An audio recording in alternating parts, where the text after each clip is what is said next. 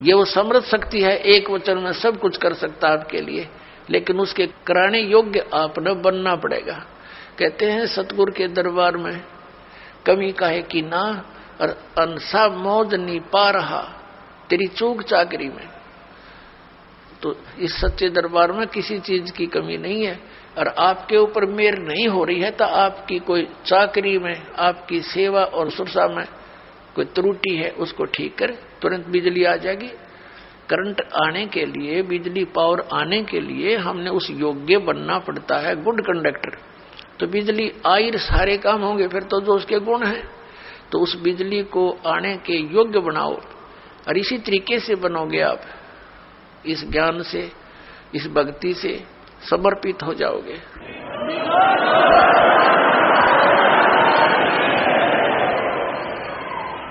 अब प्रसंग चल रहा है सतगुरु के उपदेश का, लाया एक विचार, जय सतगुरु मिलते नहीं जाते नरक द्वार।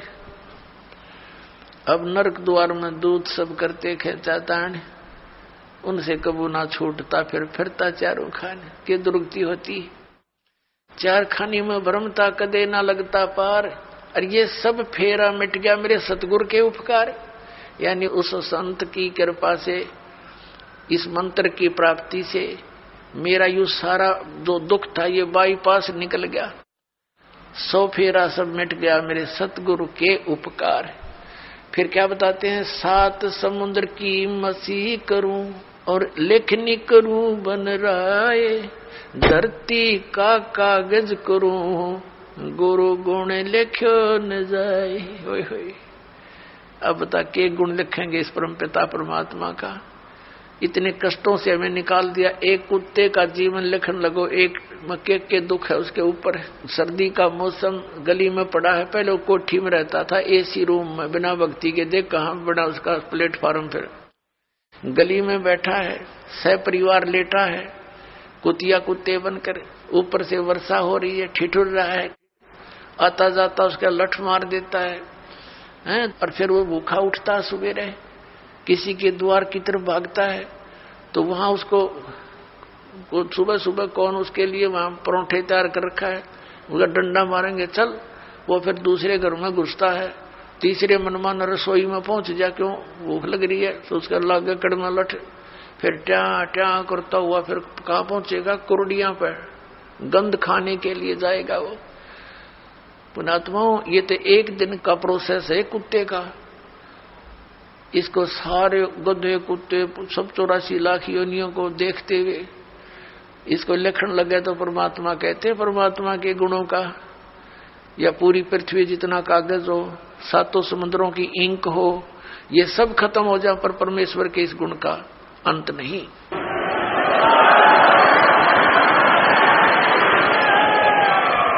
अब पुण्यात्मा परमात्मा बताते हैं, गुरु गोविंद कर जानियो रहियो शब्द समाए, मिले जब दंडवत बंदगी, नहीं तो पल पल ध्यान लगावे। गुरु जी को गोविंद यानी परमात्मा तुल मानकर अपना इस भक्ति रूपी गेम को सफल करना। पुण्यात्माओं, परमात्मा जब आए थे वो स्वयं भगवान थे, और हम उनको ना पहचान कर हम एक सिंपल मैन मानते रहे। आशीर्वाद देते थे, लाभ भी होता था, लेकिन फिर वो जुलाहा दिखा करता, उन्हें भगवान दिखाई ना दिया। इस करके हम सारे रह गए यहीं पर 64 के 64 लाख। अब परमात्मा ने बताया कि गुरु को गोविंद समझकर, भगवान समझकर डील करो, ट्रीट करो उसको। जैसे ये दास तो भगवान नहीं है, लेकिन वो परमात्मा ऐसे ही दास की तरह रोल करके चले गए। वो भगवान था, भगवान थे, और काल हमारी रोल मार गया नू। तो इसलिए परमात्मा ने कहा है कि गुरु जी को तुमने परमात्मा मानकर अपने इस भक्ति मार्ग को सफल करना होगा, ना कतई नहीं होगा ये तुम्हारा। जैसे गणित के अंदर एक ऋण का प्रश्न होता है, उसमें मूल धन ज्ञात करना होता है, उसके लिए मानना पड़ता है, मान लो मूल धन 100 रुपए। वो 100 रुपए मूल धन नहीं होता, मूलधन तो अरबों खरबों में होता है, करोड़ों में होता है। वो मूलधन अरबों करोड़ों वाला प्राप्त करने के लिए हमने 100 रुपये मूलधन मानना पड़ेगा। ये मजबूरी समझ लो, ये जरूरी समझो। इसके बिना वो मिल नहीं सकता। हमने जिस मूलधन की हम खोज कर रहे हैं और वो नहीं मिला तो हम फेल हो गए, नंबर 0 हमारे। तो गुरु जी को आप जी ने ये समझना पड़ेगा कि भगवान ही बैठे हैं। जैसे हम परमात्मा के पास जाएंगे तो हम कैसे डील करेंगे उनको, जैसा इस दास को करोगे ये आपका स्वभाव बनेगा, यही भाव बना रहेगा। तो इस भाव और स्वभाव को हमने यही चेंज करके जाना पड़ेगा उसके दरबार में। और वहां जाकर फिर मन में 2 सटपट रहेगी तो फिर पटक देंगे उल्टे ठाके। वहां तो छालनी में गछाने जाओगे पुण्यात्मा, उड़ब कोई किसी की गवाही की जरूरत को नहीं। तो इसलिए हमने परमात्मा बताते हैं, गुरु गोविंद कर जानियो रहियो शब्द समाए, यानी जो मंत्र दे दिया उसका जाप करते रहना। और मिले गुरु जी जब दंडवत बंदगी प्रणाम करे, और बाद में नहीं तो पल पल ध्यान लगावे, यानी उनकी याद रखे इन गुणों को। हे भगवान पुण्यात्मा, अमिताभ बालक को, छोटे से बच्चे को 2 साल का, कोई 3 वर्ष का, यानी जिस दिन नाम मिला उसी दिन से आपकी ये भक्ति मार्ग में आयु काउंट होती है। तो कोई 4 वर्ष का, कोई 5 वर्ष का, कोई 10 वर्ष का, तो बच्चे ही गिने जाते हैं। जब आप थोड़े से मैच्योर हो जाओगे तो फिर देखना आपकी स्थिति थी, आप रोया करोगे बैठ कर, भगवान जुल्म हो गया था, मनुष्य जीवन इतना अनमोल था, कौड़ी बदले जा था। और फिर इस दास की आपको उपयोगिता का पता चलेगा। तो इसलिए परमात्मा कहते हैं फिर वो भूल नहीं पड़ती।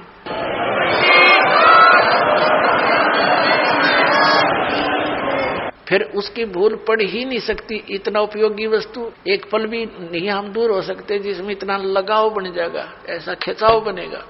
और ये लगाव, ये खिंचाव ही आपको सतलोक लेके जाएगा। जैसे हम इस काल भगवान के ऊपर आसक्त हुए और इतने आसक्त हो गए कि डटे नहीं डटे वहां पर, इतना सुख छोड़कर हम इस गंध में आ गए, केवल इसकी चाह, इसके ऊपर आसक्त हो गए। अब इसके असलियत का पता आपको लग जाएगा। तो 1 नंबर का विलियन है, सब धोखा करके काम करावे, बला तुम्हारे से सारा काम करवा रहा है और आप खा रहा हमारे को। तो फिर आपका इससे दिल लटेगा और परमात्मा की तरफ जाने के लिए आपको इस दास के अतिरिक्त पृथ्वी पर कुछ दिखाई नहीं देगा। अतः फिर अपने आप आपकी आशा आपकी हर तरह से हट करके व्यक्ति इस दास पर जो है ना इकट्ठी हो जाएगी, एकत्रित हो जाएगी और इतनी कसक हो जाएगी कि आप डटे नहीं डट सकते। और यह भक्ति की शक्ति जो दास ने बताया, कमाई तुम्हारे साथ होगी। तो इस प्रकार फिर हम सतलोक जा सकेंगे, नहीं तो यह बात बनेगी नहीं जल्दी से। अब फिर क्या बताया है कि कबीर हरि जय रूठ जा, गुरु की शरण में जावे, कहे कबीर गुरु रूठ गए, हर ना होते सहाय। जैसे क्या बताते हैं, जो व्यक्ति अपने पाप कर्मों के कारण दुखी होते हैं तो वो कहा करते हैं कि हमारा राम रूठ गया, हमारा राम रूठ गया, नए नए दुख आने लग गए हमारे ऊपर। और जो सुखी होते हैं उनको यूं कहा करते हैं, इनका राम राज्य है, इनके ऊपर भगवान प्रसन्न है। और जो दुखी होते हैं वो कहते हैं हमारा राम रूठ गया। अब पुण्यात्माओं, जब तक हमारे पुण्य चलते हैं तो हमें सब सुख सुविधाएं उपलब्ध होती हैं, तो ऐसे लगता है कि हमारा राम राज्य है, प्रसन्न है। और जिनके पुण्य खत्म हो गए, उनके पाप शुरू हो गए, तो उनका राम रूठ गया। अब जैसे गुरु गोविंद दोनों खड़े, किसके लागू पाए, बलिहारी गुरु अपना, जिन गोविंद दियो मिलाए। अब क्या बताते हैं परमात्मा ने, कितना एग्जाम्पल दिया हमारे को समझाने के लिए। कैसा उदाहरण दिया है कि जैसे आप कहीं खेतों में एकांत स्थान पर या कहीं पर मजदूरी कर रहे हो, कोई कार्य कर रहे हो, मटका भर लेगे पानी का घड़ा घट, जब तक उसमें जल है तो नो प्रॉब्लम, प्यास लगी घट घट पिया फिर काम लाएंगे। और जब वो घट यानी घड़े में पानी खत्म हो गया, जल खत्म हो गया, तो समस्या उत्पन्न हुई। तो फिर वो राम रूठ गया। जब तक उसमें जल था तो राम राज्य था, सुविधा सारी थी, प्रॉब्लम थी नहीं। अब वो जल खत्म हुआ तो राम रूठ गया। अब वो राम मिला कहाँ? हैंडपंप में। हैंडपंप में मिला वो जल, तो वहां गए, हैंडपंप के नीचे रखा मटका, फिर करी उसकी पूजा सेवा और भर लाए, फिर सुखी हो गए। तो जिनके ऊपर अब पापों के दौर चल पड़े उनके पुण्य समाप्त हो चुके, और सुख होगा पुण्य बढ़ने से, पुण्य प्राप्त होने से। तो यहां परमात्मा कहते हैं कि एक तरफ तो आपके पास एक घड़े में जल रखा है और एक तरफ हैंडपंप है।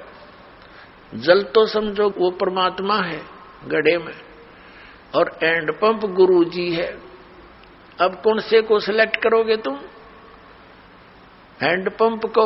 हैंडपंप में तो कितना पानी निकाले, और मटका में जो जल है वो तो एक दिन भी पूरा ना निकाला मन मान पूरे परिवार का। तो यहां परमात्मा कहते हैं गुरु गोविंद दोनों खड़े, और किसके लागू पाए? बलिहारी गुरु अपना जिन गोविंद दिया मिलाए, हैंडपंप बिना जल नहीं मिलाए। कबीर हरि जय रूठ जा, गुरु की शरण में जावे, कहे कबीर गुरु रूठ गए तो हरि ना होत सहाय। जैसे हैंडपंप खराब कर दिया आपने, उसकी केयर टेक करी नहीं, तो फिर जल कैसे मिलेगा? अब गुरु रूठ गया तो भगवान साथ नहीं देगा बिल्कुल भी। परमात्मा कहते मम संत मुझे जान मेरा ही स्वरूपम, मेरे संत को मुझे ही जान लेना तब मैं तेरे निकट आऊंगा। नहीं तो परमात्मा ये सोचते हैं जैसा व्यवहार आप इस दास के साथ करते हो और जो सोच इस दास के प्रति रखते हो, तो परमात्मा निरीक्षण करते हैं, जांच करते हैं कि यदि इस दास के स्थान पर वो मालिक विराजमान होते तो आप जी ऐसा ही व्यवहार करते, क्योंकि परमात्मा एक धारणक रूप में रहा करते, ऐसी क्रिया करते थे जैसे आप जी करते हो। और वो शूद्र वर्ण में